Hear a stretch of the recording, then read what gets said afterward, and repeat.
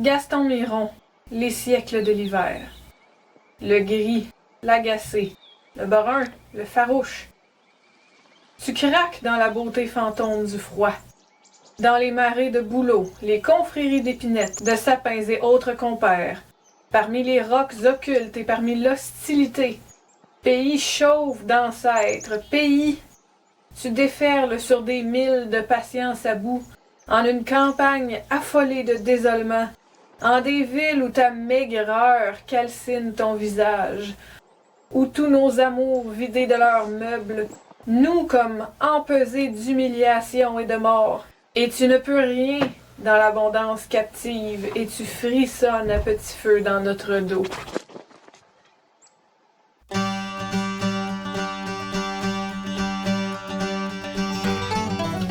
Salut mes merveilles!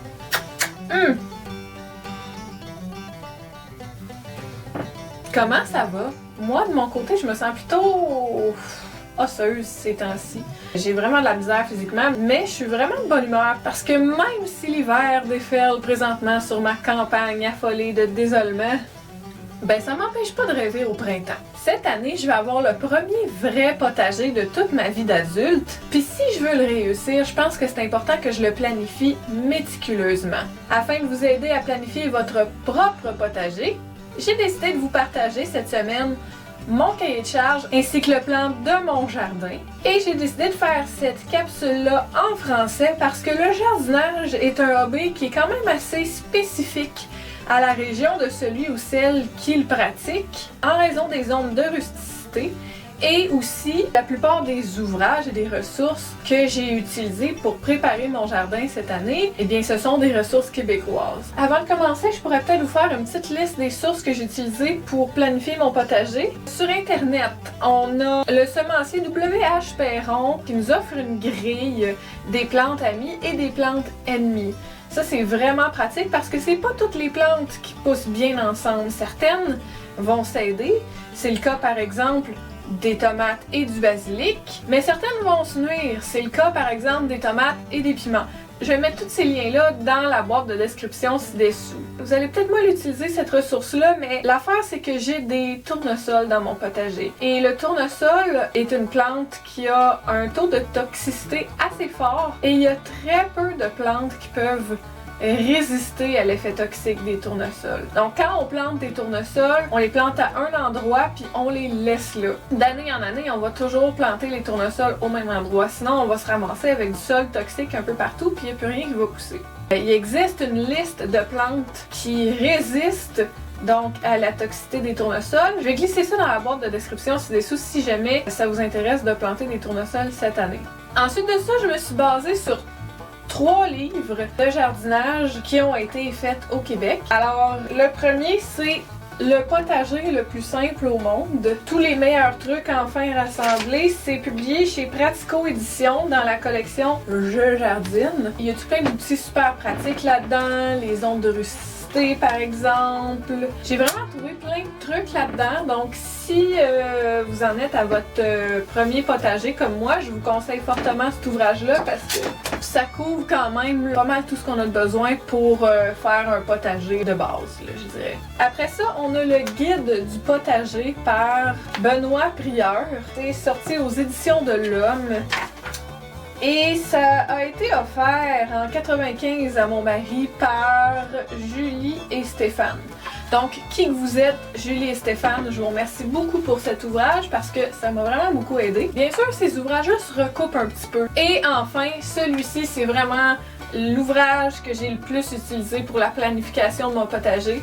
Ce sont les idées semis du jardinier paresseux par Larry Hodgson. C'est vraiment là, pour quelqu'un comme moi qui veut partir ses propres plantules, on a vraiment là, tout ce qu'il faut là-dedans sur la plupart des semis que j'ai pu me procurer. Si on veut vraiment aller chercher des trucs de jardinage, on va aller dans les 2 autres ouvrages. Mais celui-ci, on est vraiment dans les semis. Surtout que j'ai des semis cette année qui sont quand même un petit peu plus un défi. Comme là, je vais avoir des pervenches dans mes jardinières. Puis c'est quand même assez difficile comme semis.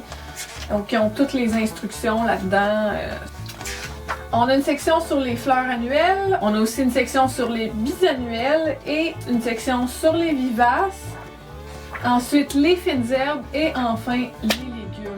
Avant d'aller plus loin, je veux juste vous aviser que j'irai pas en profondeur sur les techniques de semis et de jardinage pour chacune des plantes que je vais présenter. Je vais tout simplement faire un résumé très bref de mon plan puis de mon cahier de charge, mais au fur et à mesure que je vais avoir besoin de faire mes semis, je vais en profiter pour produire des capsules vidéo en français là, tout le long de la saison, jusqu'à au moins la mi-juin. Comme ça, si vous souhaitez un peu suivre le même calendrier que moi, ben ça va vous permettre de le suivre pas mal au fur et à mesure. Donc si c'est quelque chose qui vous intéresse, je vous invite à souscrire à ma chaîne. Comme ça, dès que ça va sortir, vous allez pouvoir mettre vos semis à jour. Puis votre jardin va pouvoir grandir en même temps que le mien. Alors, quand on planifie un potager qui a le moindrement de l'ampleur, c'est important de faire un plan parce que ça peut devenir mêlant assez vite. Puis pour être sûr que je perde pas le contrôle, je mets une petite légende à chaque section de mon potager. Mon potager est divisé en 4 sections. Le plateau, c'est la section qui est la plus éloignée de la maison. Cette zone-là est composée de 3 boîtes. Plateau 01, c'est le compost. Après ça, j'ai 02 ici. P02 pour plateau 02. Cette boîte-là contient 17 plantes de tomates, du basilic, du persil. On va semer du navet blanc à collier à travers les tomates parce que on peut coller ensemble des plantes si c'est pas la même partie qui a de l'ampleur. Dans le cas du navet à collier, c'est la partie souterraine qui a de l'ampleur, puis dans le cas des tomates, c'est la partie aérienne. Donc les deux se balancent, on peut les coller ensemble. À l'automne dernier, j'avais déjà semé du cerfeuil musqué parce que c'est un semis qu'on doit faire en pleine terre à l'automne. Ensuite, ici, j'ai semé de l'ail à l'automne dernier, ici puis ici. On va avoir des bétacardes, un œillet d'Inde, un souci. Puis à travers tout ça, on va semer des semis successifs de laitue et ou de cresson alénois. Il y a une petite bande de terre ici à l'avant de cette boîte-là qui fait 4 par 8 pieds, mais il y a 2 bio ici comme ça. Là. Tout ce qui est assuré ici, c'est des bio de bois. Donc, je vais mettre des capucines et des violettes ici. La deuxième zone de mon potager, c'est l'ancienne bleuetière. C'est ce qu'on voit ici à partir de la fenêtre de mon bureau. Ils sont pas mal enneigés en ce moment. Dans mon ancienne bleuetière, la première boîte B01 ici, on va avoir ce qu'on appelle les 3 sœurs. C'est plusieurs nations autochtones utilisaient et utilisent encore cette technique de culture-là. Donc on marie 3 plantes ensemble. Généralement, c'est du maïs, ici, des courges d'hiver, puis des haricots grimpants. Le maïs va servir de tuteur aux haricots grimpants, qui lui va fixer l'azote au sol pour les courges, qui elles vont servir de couvre-sol. Elles vont servir à rafraîchir le sol pour les autres plantes alentour. Je vais mettre un petit peu de sarriette d'été si j'ai de la place, puis du persil, et je cherche à planter un origan grec là, ainsi que 3 piments forts. La deuxième boîte va être faite sur le même principe que les 3 sœurs. C'est le tournesol qui va servir de tuteur et 2 choses vont grimper dessus. D'un côté, il va y avoir les concombres et de l'autre, il va y avoir les pois grimpants. À travers tout ça, comme couvre-sol, je vais semer du thym serpolet. C'est une des rares plantes justement qui résiste à la toxicité des tournesols. Tout comme l'échinacée, je vais sûrement en mettre une ici. Puis s'il reste de la place, je vais mettre d'autres fleurs. Je peux mettre des émérocales, je peux mettre du lupin, puis je peux aussi mettre de l'iris. Il y a de l'iris versicolore qui pousse dans ma forêt. Fait que ça se peut que j'aille m'en chercher une petite griffe ou deux puis que je les repique dans mon jardin. La troisième boîte dans l'ancienne bleuetière, déjà il y a de l'ail que j'ai semé l'année dernière. J'ai mis des piments ici.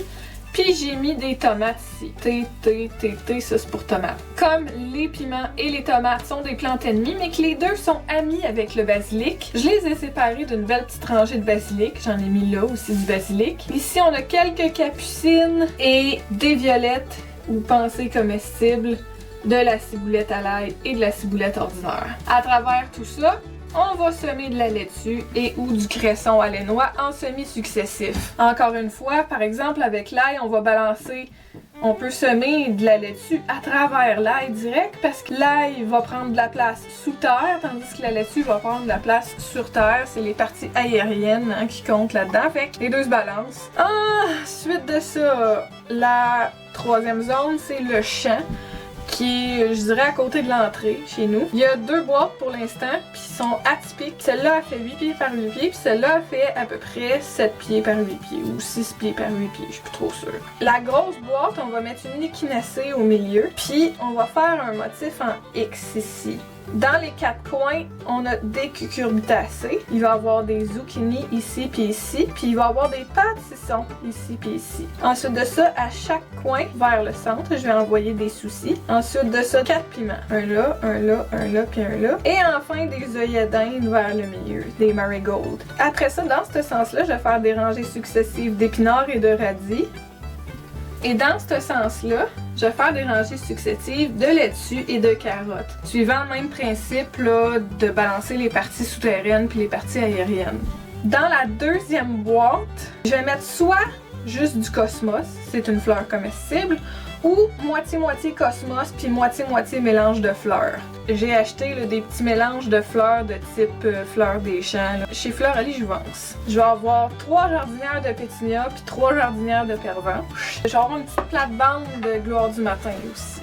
La dernière zone, ce sont les boîtes non assignées. C'est toutes les plantes que j'aimerais beaucoup semer cette année, mais que je n'ai pas encore construit de boîte prévue à cet effet. Dans le fond, à partir du 15 mars, je vais chercher à faire une boîte pour la roquette sauvage. C'est une plante rustique qui se ressème, fait qu'elle va toujours avoir ça. Je vais aussi prévoir une boîte pour l'amarante. J'ai une boîte à prévoir pour du quinoa. Puis après ça, d'ici au 1er juin, faut que j'aie une boîte pour semer la nette, puis la coriandre et le cerfeuil. Et d'ici la mi-juin, je vais chercher à transplanter le melon souris dedans. C'est le plan de mon potager cette année, mais toutes ces plantes-là sont semées et ou transplantées dans de différentes conditions, puis à différents moments de la saison. Allons-y maintenant avec le cahier de charge. Pour ce qui est du cahier de charge, moi ici, je suis dans la zone 4A. Ici, c'est assez froid. Je reste au nord de la ville de Québec. La ville de Québec, eux autres, sont dans la zone 5A, si je me trompe pas. Puis en plus, ici, je suis en montagne. Fait que c'est encore plus frais, il y a plus de neige, puis les hivers sont généralement plus rigoureux. Donc ici, mon calendrier de culture, il est environ 2 semaines plus tardif qu'à Québec, 3 semaines plus tardif qu'à Trois-Rivières, puis environ 4 semaines au moins plus tardif qu'à Montréal. Si par exemple vous n'êtes pas sûr combien devrait y avoir de semaines de différence entre votre calendrier et le mien, écrivez-moi dans la zone de commentaires puis je vous aiderai à calculer ça. Donc moi je commence au début mars. Puis là quand je dis quand il y a une date, quand il y a des plantes qui sont écrites sur une date, ça veut pas nécessairement dire que c'est à cette date-là qu'il faut le faire. Comme par exemple ici, dès la début mars, il y a les pervenches. Les pervenches, ça va être à peu près entre le 1 et le 6-7 mars, là, dépendamment s'ils annoncent des grands froids ou pas. Les pervenches, on sème ça à l'intérieur. À la mi-mars, à l'extérieur, à la mi-mars ou dès que le sol est suffisamment meuble, on sème la ciboule blanche hâtive et la roquette sauvage.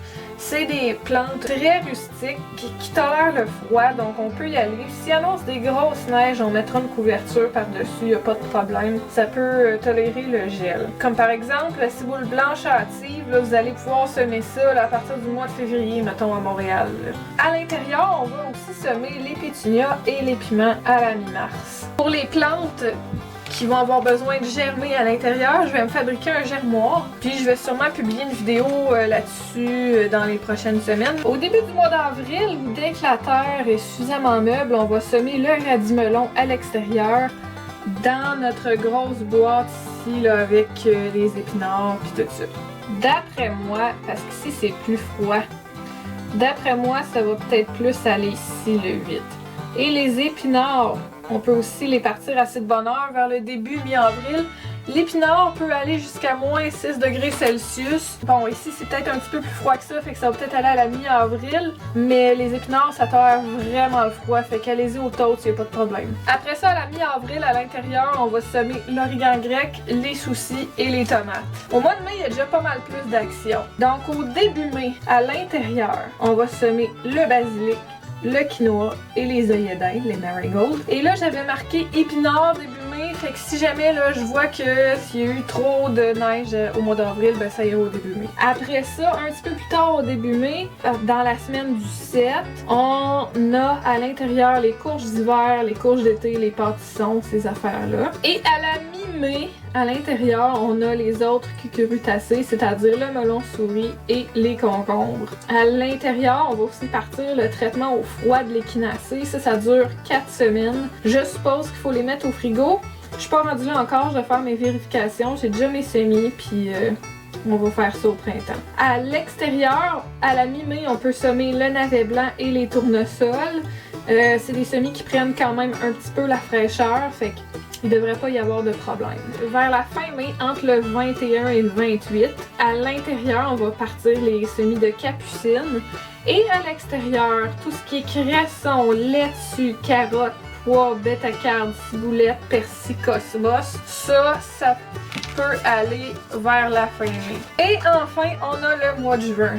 Ok, fait qu'au début juin, à l'extérieur, on va semer l'échinacée qu'on va avoir fait traiter au froid pendant quelques semaines. Après ça, on va semer à l'extérieur l'aneth, les gloires du matin, la sarriette d'été, la coriandre, les pensées comestibles et le cerfeuil. Puis on va aussi transplanter le quinoa qu'on va avoir parti à l'intérieur quelques semaines auparavant. Un petit peu plus tard, en juin, on va commencer à faire germer le maïs.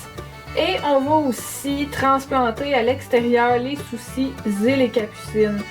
On va aussi semer à l'extérieur le thym serpolet en couvre-sol là, avec nos tournesols ici. Et vers la fin de cette semaine-là, je vais avoir terminé mon germage de maïs. Je vais le semer, puis je vais semer en même temps mes haricots grimpants. Fait que les deux, ils vont pousser ensemble. Le haricot va grimper sur le maïs au fur et à mesure. Après ça, à la mi-juin, ben là, c'est là que tout se passe. On va semer l'amarante à l'extérieur, puis on va aussi transplanter tout le reste de ce qu'on avait semé à l'intérieur. Donc l'origan grec, les œillets d'Inde, les piments, les concombres, les courges d'hiver, les courges d'été, les melons souris, les pâtissons, les tomates, le basilic et on va aussi sortir les pétunias. Pour ce qui est des pervenches, les pervenches, il faut qu'on attende environ 3 semaines après le dernier gel. Là, j'ai marqué le 21 juin. Fait que si, mettons, il a gelé le 2 juin, ce qui est fort possible, ben là, je vais attendre le 23 avant de sortir mes pervenches. Fait que d'ici le mois de mars, je vais avoir beaucoup de semis à commencer, puis ça va me prendre donc plusieurs matériaux. Bon, la première affaire, j'en ai parlé tantôt, c'est un germoir. Et pour le germoir, j'ai commandé 7 mètres de vinyle. J'ai pris du gauge 8. Bon, c'est quand même assez épais, là. C'est du vinyle qui sert à mettre par-dessus les nappes, là. C'est du vinyle à nappe. Je vais en faire une housse qui va aller par-dessus une bibliothèque Ikea puis qui va fermer avec du velcro. Après ça, ça va me prendre du terreau à semis, des godets biodégradables, de la terre à jardin. Dans mon cas, il m'en reste encore un demi-voyage, fait que je devrais être correct. Du fumier composté ou du compost, là. Moi, je préférerais avoir du fumier parce que j'ai des entrepreneurs dans ma région qui peuvent m'en livrer, fait que c'est parfait pour moi. D'ici la mi-mai à peu près, ça va me prendre du paillis parce que c'est là que je vais commencer à semer vraiment plus d'affaires à l'extérieur. Je vais vouloir commencer à protéger mes plantes de la chaleur puis protéger mon sol surtout. Après ça, il faut me prendre aussi des tuteurs éventuellement. Et surtout, ça prend des semis. Pour ce qui est des semis, c'est un peu difficile cette année. Et la plupart des semenciers sont en pénurie. Cette année, j'ai trouvé mes semis à 3 endroits différents. En premier lieu, j'en ai commandé une bâche à la Société des plantes. Ma commande a été reçue, puis ça devrait m'être expédié d'ici le printemps, je l'espère. Et puis après ça, j'en ai commandé une bâche aux semences du portage. Et ce que j'ai pas trouvé à ces 2 endroits-là, j'ai pris le reste au Floralie Jouvence. Dans la région de Québec, c'est mon centre jardin préféré. Ça m'arrive aussi d'aller au jardin Amel. Puis bien entendu, je peux pas mettre les pieds dans une quincaillerie sans aller s'aigner au centre jardin. Si vous êtes pas sûr quoi acheter comme terreau, comme godet biodégradable ou quoi que ce soit, ben faites-vous conseiller en magasin. C'est pas toutes les plantes qui nécessitent des godets biodégradables. Vous pouvez vous acheter des petits pots en plastique réutilisables. Mais moi, ce que je vais faire, j'ai plein de vieux contenants en plastique. Je vais faire des trous dedans. Je vais m'en servir pour partir certains semis, puis je vais les réutiliser d'année en année là, pour pas gaspiller du plastique. Fait que j'espère que vous avez bien appris. si vous êtes pas sûr d'avoir compris quelque chose, ou si vous êtes pas sûr combien de semaines vous devriez partir votre calendrier avant ou après moi, faites-moi un commentaire puis je vous aiderai à calculer ça. Si vous pensez que moi j'ai mal calculé quelque chose, n'hésitez pas à m'en faire part parce que je veux réussir mon potager, donc corrigez-moi, il n'y a pas de problème. Si vous avez aimé cette capsule vidéo-là, n'hésitez pas à lui donner un bon coup de pouce. Si le jardinage, la couture, les arts visuels et les artisanats en tout genre sont des choses qui vous intéressent, vous pouvez vous abonner à cette chaîne.